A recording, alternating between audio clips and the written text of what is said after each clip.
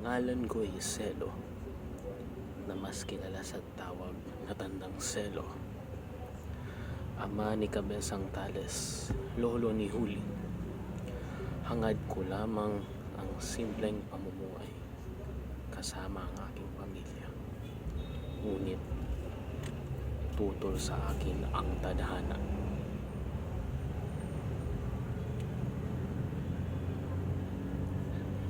Malaking dagok ang mga kaganapan. Ang lupang sakahan na pinaghihirapan ng aking anak.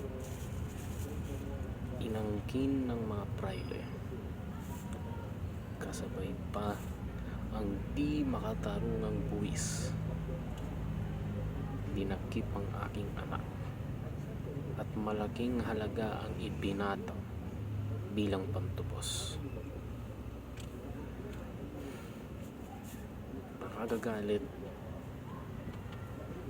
upang matupos ay kinakailangang manilpihan ng aking apo na si Huli kay Hermana Pancha. At sa hindi inaasahan,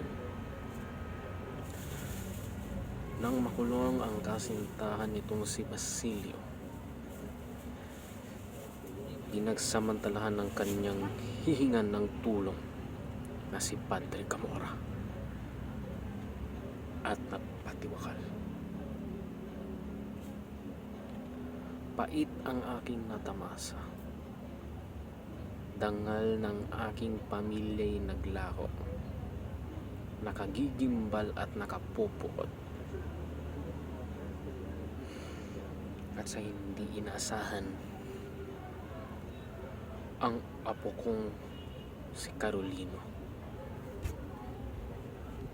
na Guardia Sibil, ang siya palang makalalagot sa aking hininga.